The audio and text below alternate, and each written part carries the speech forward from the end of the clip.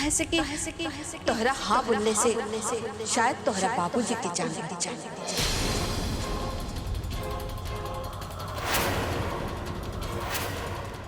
और तोहरा ना बोलने से सब कुछ बर्बाद हो जाए।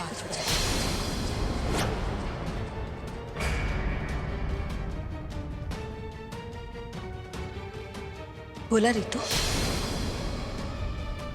तुम ब्याह करबू ना? जवाब था। तो का अपना बाबूजी की जान बचावे खातिर इतना भी ना कर सकेलू? रितु बोला। रितु बिटिया, हमरा समझ से तुहार माई ठीक कहा तारी। अगर नागेश बाबू से तुहार बियाह हो जाई तो नागेश बाबू और ठाकुरायन जीजा जी के मदद खातिर तैयार रहे, और फिर हमनी की रिश्तेदारी हो जाई तो मदद लेवे में कोनो झिझक ना रह जाए। और वैसे भी वो लोग रिश्ता खातिर तैयार बैठल बाड़े। हाँ, जीजा जी तैयार ना रहे, काहे से तोहरा के पढ़ावे चाहत रहे। अब ऐसे कठिन समय में ये फैसला तोहरा ही के लेवे के पड़ी कि तोरा खातिर तोहार पढ़ाई जरूरी बा कि तोहरा बाबूजी के जीवन। अब हम बोलब तो बाउर लागी, लेकिन दीदी जी एकदम ठीक कहत बड़ी। ए रितु, तू नागेश बाबू से बियाह कर ला ना। तू नागेश बाबू से बियाह कर लेबू तो सब कुछ ठीक हो जाए, न तो हमनी के सड़क पे आ जाए, कटोरा लेके घरे घरे हमनी के भीख मांगे पड़ी। हे भगवान, अब का होई हमनी के? बोला रितु, तू अपना बाबूजी की जान बचावे खातिर नागेश से ब्याह करबू की ना? जवाब दा। ये कैसन बात करत आड़ू चाची जी? केहू के मदद निस्वार्थ भाव से करल जाला, ओकर मतलब ये ना हो कि बदले में हमेशा कुछ मिले के चाहे, फिर तो वो मदद ना लालच कहलाए। हम रउआ लोग के अपन परिवार जैसे माननी, यही से मदद करत चाहता नहीं। बुझा तक नागेश भैया के बुद्धि खेत चरे गईल बा। अरे ही जहाँ चौका मारे के चाही, लागत ही खेले बर्बाद कर दी है। ये बात सच बा कि हमार बाबूजी और माई के इच्छा बा के रितु उनकर बहू बने, पर हम ही कब्बो ना चाहता नहीं कि आप सब रितु को रिश्ता खातिर कौन तरह के दबाव बनाए। शादी ब्याह ये सब जन्म जन्मांतर के बंधन होला, और ये बंधन कभी भी जबरदस्ती नहीं हो सके।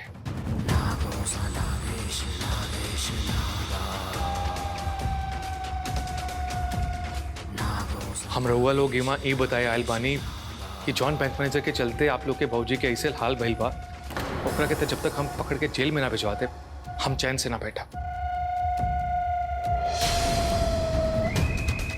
और रहल बात आपके भौजी के, तो हम उनके कुछ भी ना होते, ये हमारा वादा बा। अच्छा, हम चलत आनी।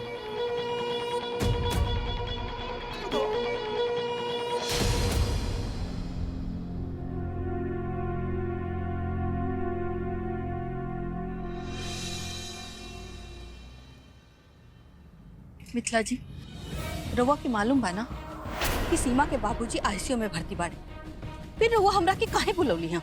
माफी चाहती है इस समय रउआ के इजा बुलावे खातिर, और हम ये अच्छी तरह जानीला कि गजानन जी के बचावे खातिर हफ्ता में 2 बेरी 3-3 लाख रुपया इंजेक्शन की व्यवस्था करे के बा रउआ के, और रउआ वो कर ना पाई। इहे से हम रउआ के इजा को सौदा करे खातिर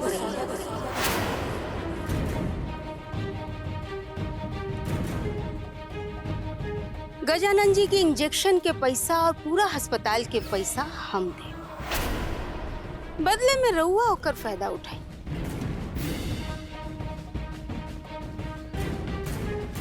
और रीतु के नागेश से शादी करे खातिर राजी करे,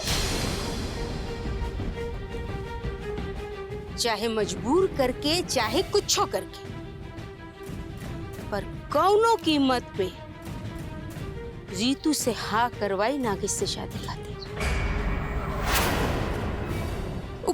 कि रीतू अपन बाबूजी के बहुत करीब है और वो अपन बाबूजी खातिर कुछो कर सके। बस रउआ ओकरा के इतना मजबूर कर दी कि वो नागेश से शादी करे खातिर हाँ करे। सीमा के बाबूजी के तो हम कुछो करके बचा ले प्रीतू, और तोहरा के इतना मजबूर कर दे कि तू नागेश से ब्याह करे खातिर हाँ बोल दे। फिर तू हमरा और हमरे बिटियन के जिंदगी से दूर चल जाएगा।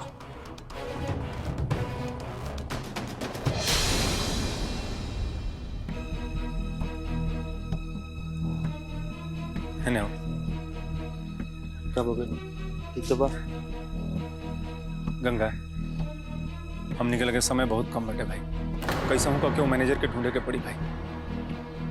ना तो भाई हमारा परिवार पूरा समस्या में आ जाए। उफ, पांडे जी से कुछ पता चलल बटे मैनेजर के बारे में, वो आते हुए हैं। ला आ गिलन। प्रणाम प्रणाम प्रणाम प्रणाम। मिथिलेश, तू जैसे हमरा के वो बैंक मैनेजरवा के बारे में बतौला, हम अपन ठोकरा लोग के तुरंत पूरा गांव में दौड़ा देले। पता चलल गांव के बाहर हाईवे के बगल छोटा मकान बा, उसमें केहू रहेला नहीं। अब हमारे गुप्त सूत्र रूप से पता चलल बा कि वहीं से कुछ दिन से रात में लाइट चलेला। हमरा के पता चलेगी कि जरूर ये केहू छुपल बा। वो बैंक मैनेजरवा हुई, इतना लेट करने का फायदा? सीधा जाके पुलिस के बता दिया जाए ना। अरे बुढ़बा, ना सरल नहीं थे। पुलिस पे जाके बताइबा तो वो मैनेजरवा भाग ना जाए।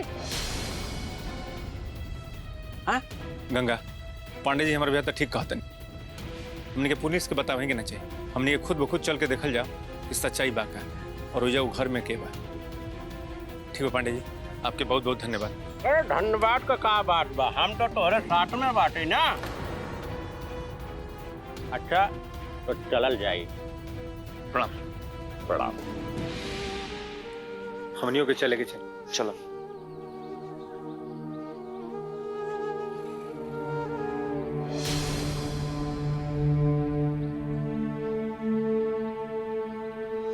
ये का कही छोटे सरकार, ये इतना अच्छा मौका हाथ से जाए थे। अरे रीतू तो शादी करे खातिर बस हाँ ही करे वाली रही, ये रहुआ आ गई। हमरा तो कुछ समझे में नहीं खे आवत कि अंदर रीतु के कौन पढ़ाई पढ़ाऊनी और ओकर का मतलब। बनवारी, ठाकुर नागेश प्रताप सिंह नाम बा हमार, और ओकरा के अपन बात में ऐसे उलझावेली कि वो शिकार अपने आप हमारे सामने सरेंडर कर देले।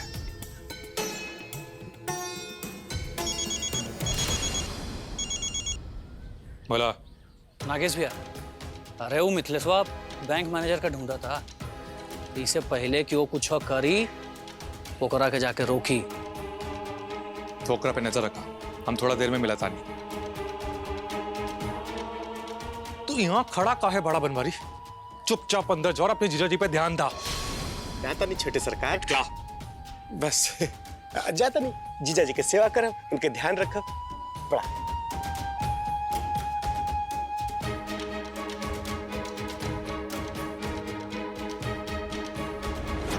माई, वो मिथिलेशवा के पंख कुछ बेसी फड़फड़ाता।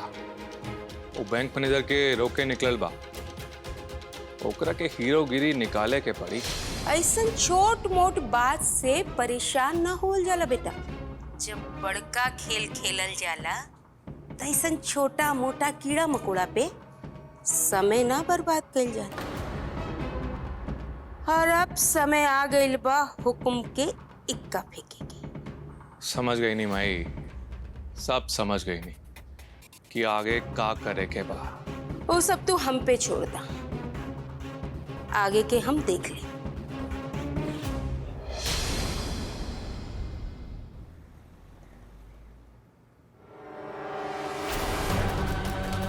गंगा, पांडे जी ये घर बतौल रहा ना, तो पांडे जी के हिसाब से मैनेजर के ऐजे होके के चाहिए। तू एक काम करो, पूरा कोना कोना ढूंढा। तू इन्हें देखा, मैंने देखा था। ठीक। हाँ?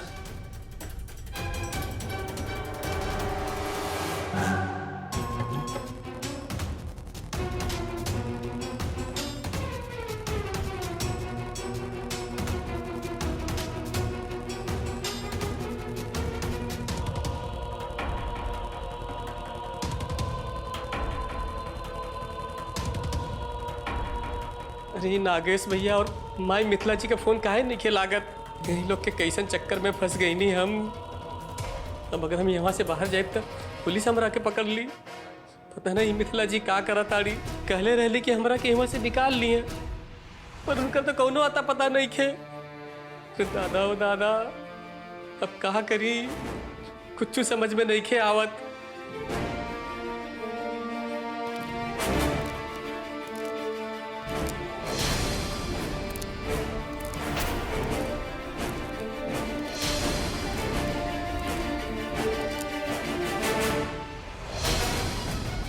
कहो मैनेजर, तारा बनवास अब खत्म भाई। चला, निकला है वहां से। चला।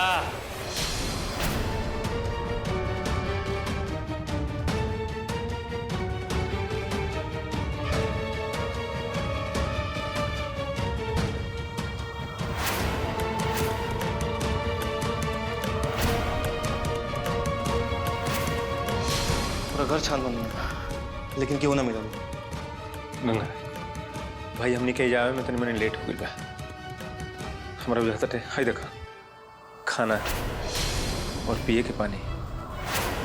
एकरा मतलब है कि रहा हवे निकावे से पहले वो निकल गई यहाँ से। चलो दूसरा जगह भी तो ढूंढे के बैठे। चलो चलो।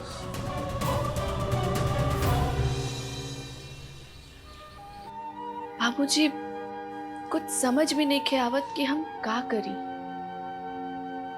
कुछ दिन पहले तक लागत रहे कि हम अपन वीडियो बने के सपना की ओर आगे बढ़तानी, पर ये सब रघुआ की जिंदगी से बढ़कर नहीं की। हमरा की शक्ति नहीं, हमरा की शक्ति दी बाबूजी, हमरा की शक्ति दी।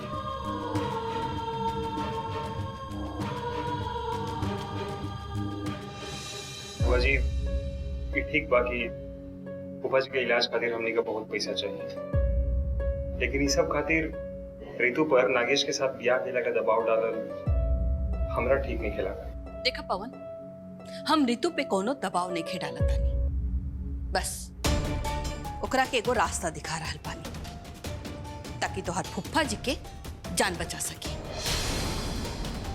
नहीं तो हमरा लगे ई घर बेचे के अलावा और कोनो रास्ता नहीं खे। अंतिम फैसला रितु के बा, और वैसे भी रितु कोनो बच्ची नहीं खे, अपन भला बुरा सब समझ सकेले। लेकिन बुआ जी पवन बेटा, हसुआ के ब्याहे में खुरपी के गीत ना गावल जा। जब एक बार बहना कह देनी हाँ तो हाँ, काहे राय के पहाड़ बनाओ तारा। नागेश भैया ई के करे के ले होला? ई के है? ये वही बैंक मैनेजर बा जो आपके पैसे आ गहने लेके भाग गए रहे।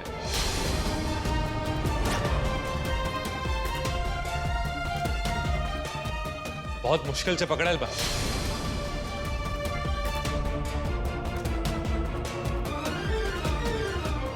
तुझी ई रहल आपका गुनहगार। हम अपना वादा पूरा कहीं नहीं। ये चूहा बिल में छुपल रहा है, मगर ये भूल गए कि एकरा पीछे हम पड़ल रहे।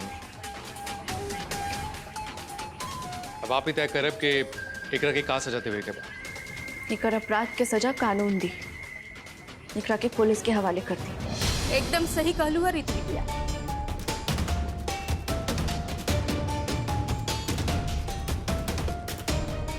तोरा से हमके यही उम्मीद रही, और एकरा के तो कानून ही सजा दी। हमके जैसे पता चलल कि नागेश बेटा ही मैनेजर के इजे लेके आइल बा, हम संगे संगे इजे चले। बा नागेश बेटा बा, आज तो ऐसा काम कैले बाड़ा कि अपन खानदान के नाम के गौरव और ऊपर चल गई। अपन बाप दादा जैसन ही तू गांव की रक्षा कैला। प्रताप, एजाज का थाने पुलिस के हवाले कर दा।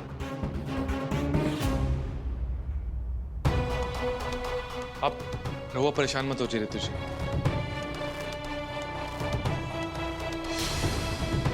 जॉन गहना और पैसा चोरी भइल है, वो सब मिल जाए। वाह नागेश भैया, हमरा के तो पहले से उम्मीद रहे कि काम सिर्फ रउआ कर सकता नहीं। अरे जवन काम पुलिस ना कर पौलस उ नागेश भैया चुटकी बजा के कर देनी। अब पूरा गांव आपके के भरोसे में बा। हमरा के समझ में नहीं आवत कि हम रउआ लोग के धन्यवाद कैसे करी। बाकी हम ये समाचार बाबूजी के बता क्या बताएं। हाँ,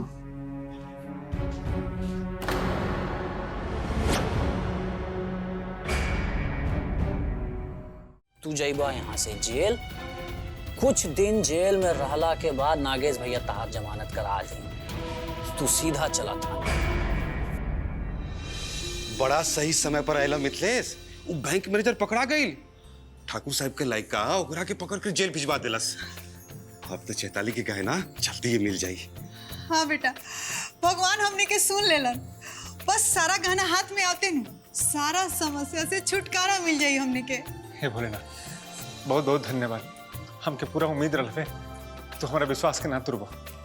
बस ऐसे ही अपन दया दृष्टि हमारा परिवार के ऊपर बनौले रही। हम तले भोला बाबू के माई बाप के फोन करके बताए थे कि गहना मिल गई हमने के। हाँ? सब अच्छा खासा चलत रहे। वो मैनेजर के भी अभी ये पकड़े के रहल। गहना मिले के बाद माई हमार गौना करे में अब तनिको देर ना करी। अब कैसे निकली यही जा से। हमार फोन भी माई ले ले बड़े। ऐसे पहले कि हमार गौना हो जाई, हमरा के कुछो करके एहिजा से निकले के पड़ी। हम चाय लेके आवत नहीं।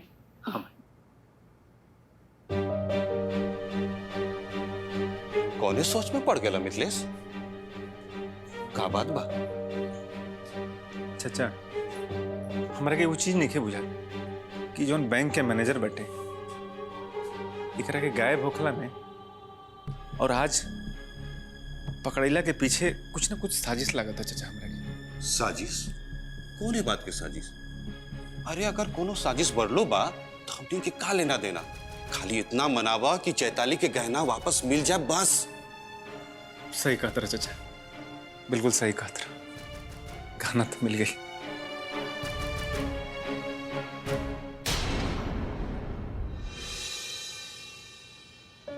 बाबूजी, हमने के पैसा मिल गए। अब तो आँख खोली।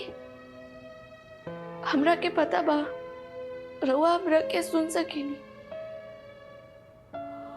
कुछ तो बोली अब। बाबूजी आँख खोली ना। तोहरा के शर्म आवे के चाहिए तो। कितनी स्वार्थी बाड़ू। जैसे तोहरा के मालूम पड़ल कि तोहर वीडियो बने वाला पैसा तोहरा के मिल जाए तो अपना बारे में सोचे लगलू। ई मत भूला तोहरा बाबूजी के इलाज खातिर कई लाख रुपया लागेला। अरे अपन आँख खोल के देखा कि उ नागेश तोहरा खुशी खातिर का कर रहल बा। बैंक मैनेजर के पकड़ के ले आई। देखा रे तू नागेश से शादी करती हाँ कहता, न तो तोहरा बाबूजी के इलाज में हमरा की घर बेचे की पड़ी। हाँ माई, रउआ ठीक कहता रू। ए समय हमारे बाबूजी से बढ़कर कुछ नहीं किया। हम नागेश से ब्याह करे खातिर तैयार हैं।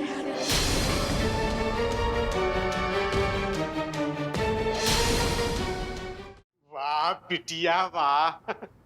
हमरा के उम्मीद रहे कि ऋतु बिटिया जो निर्णय ली है ठीक ली है। अरे देर आई दुरुस्त आई।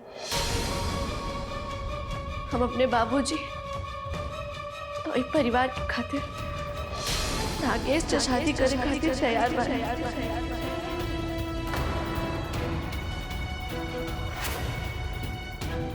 रउआ लोग उन्हें लोग के हाँ हाँ कह दी।